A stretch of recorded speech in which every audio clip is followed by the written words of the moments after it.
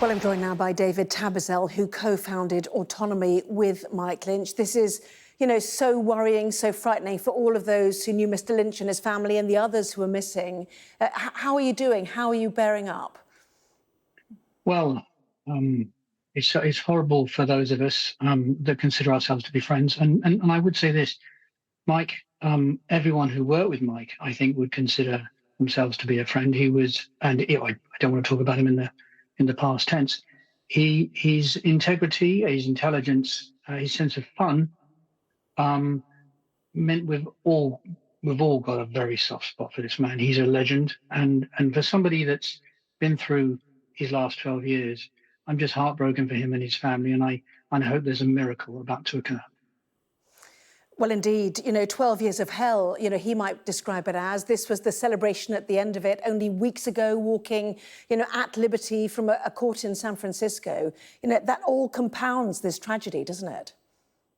It does. And for those of us that knew Mike, and he's not just had business success with Autonomy, he was a great advisor to the government. He was a director of the BBC. He's been a vastly successful venture capitalist. He's founded not only Autonomy, which was the first great AI startup, but also Darktrace and others. His resilience and his importance to the British economy and our culture cannot be overstated. And I think another thing that he's had to go through is, in the same way that the post office scandal erupted here, with those hundreds of innocent postmasters being prosecuted by the post office, I feel that Mike's efforts to show the truth at great personal cost and to win despite all the odds being against him, and I think his day in court was a wonderful thing for business justice and for British sovereignty overall. And to take a deep breath and suddenly to find that this is the consequence is a tragedy beyond all belief. And of course, his co-defendant was killed at the weekend. It's an awful situation. And people suggesting he could have taken a plea deal, but he believed in the truth, and to take a plea deal, he'd have to accept he did something wrong when he didn't believe he did. That search for the truth, that belief in who he is that the man you worked with? Is that what you knew of him? Mike Lynch is a remarkable man, and there are very few business people like this on the planet. Jeff Bezos is one, Steve Jobs was another. These are people who can have a laser-like focus on the truth and on the integrity of business, and they seem to have a second, almost a super sense that allows them to focus on what matters. And he really is a special individual. And now that he's been, he's passed through this great trauma, we were hoping that he would lead a new rational revolution to help Britain out of its current moribund state. He's an entrepreneurial miracle, really, and an inspiration. Well, described as the UK's answer to Bill Gates, he talked, didn't he, after the acquittal of being into AI when nobody'd even heard of it, and people's eyes would glaze over at parties if he talked about it. How big an innovator has he been, and what more, has he to offer? Well, I'm glad you're talking in the present tense, because if anybody has the resilience to survive as he does, and let's hope he's found an air bubble or an air pocket there. Autonomy was founded by three of us: Richard Gaunt, his business partner from an earlier venture, myself and Mike. And what it was, we were attempting over 30 years ago to use artificial intelligence to create independent agents that existed on the internet and inside networks that represent you, and that foretold what is happening now. And he had we wrote a business plan that we did about 5% of. Some of this is coming to fruition elsewhere. Mike is an extraordinary mind. He was easily 30 years ahead of everybody else, and I'm so sorry that he lost his last 12 years to fighting a ridiculous case.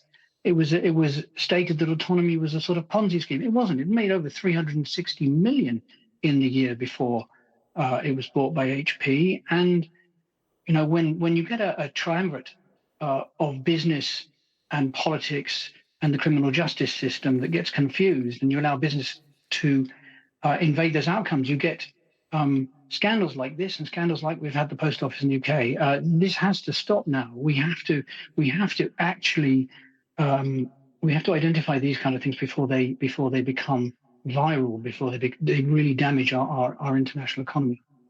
Well, he'd spoken out, vociferously, hadn't he, about what he saw as the unfairly asymmetric extradition treaty we have with the US. When a DA in America might believe there's a case to answer, the next thing a UK citizen is on a flight. This was something he was going to fight for, wasn't it? It is, and that's why there are a few conspiracy theorists making noises all over the internet. I think that's nonsense, but I will say this, that, 9/11, 2001 was a terrible situation. It was a terrible event. And governments quite rightly decided that they had to be able to identify, extradite, trace data in order to stop such a horrible event reoccurring. Tony Blair signed an agreement with the states that they could reasonably extradite people automatically. And we were meant in the UK to be able to do the same thing. But that was thrown out, I think, by Congress or the Senate. And that's where the asymmetry is. We do need our sovereignty. We do need our sovereignty. But in all honesty, we need reason now. We need to take, if you allow business to weaponize the criminal justice system, you're going to get something which isn't that far from what Putin's been doing in Russia. And we can't be having that. And I think Mike was not a terrorist. There was an argument about a few million of profit in a multi-billion-pound acquisition.